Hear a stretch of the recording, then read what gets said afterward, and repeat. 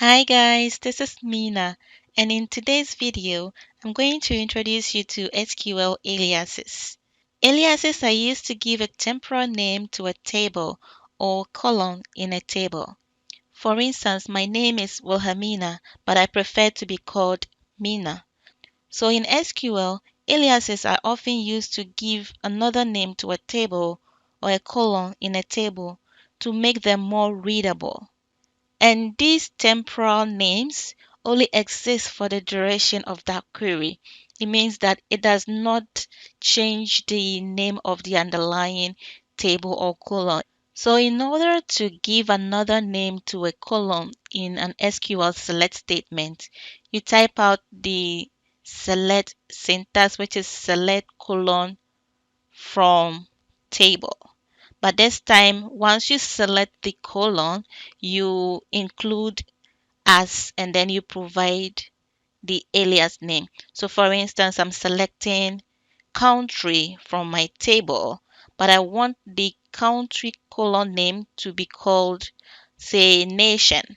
So select country as nation, comma, you want to select another column. So say province as states from table. So once you execute this code, the first column that you selected, which is country, the name changes from country to nation.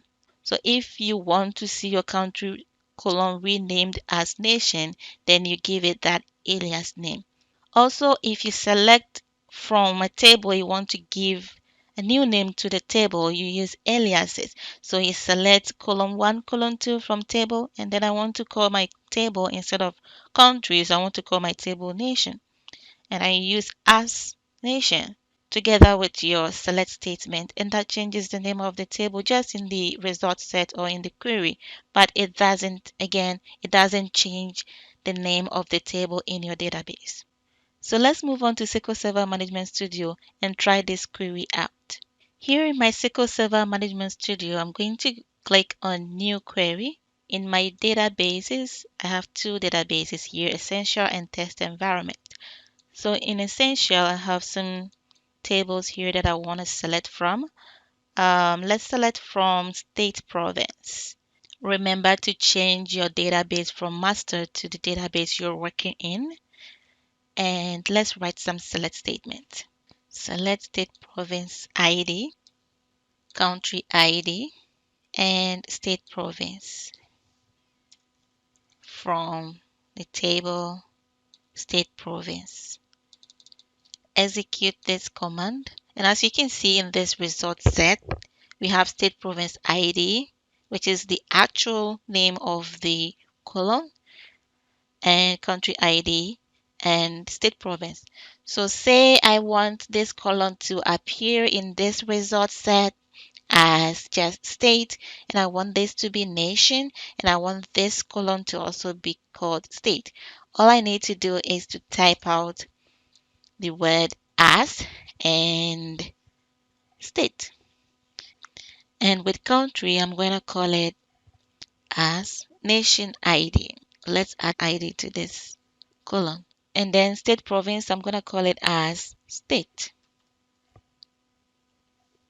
And execute this command. See, my column names have been changed to state ID, nation ID, and state. In SQL, the as word is optional, so you can actually remove it and your code will still work. So here, I'm just gonna delete them and execute the command again. It still works. So you can either include the as in your query or remove them. The actual names of these columns do not get changed. It's just in the result set. All right. So moving on to table aliases. It works the same way. So here I'm just going to call this table as state and execute. It doesn't change the name of the table. It just works for this query. And again, you can remove this as and the code should still work. Table and column aliases are important because they don't only give your result set a more friendly or readable name, they are very important also in SQL joins. SQL joins are queries that are written to select columns from two or more tables. And so, for instance, if I'm selecting result sets from two tables with the name state province, I have to distinguish which state province a particular colon is coming from. So that's when you find table and colon aliases more useful. In my next video, I'm going to give you a quick introduction to the different types of joins that exist in our SQL Server Management Studio. Thank you so much for watching this video and see you in my next one. Bye bye.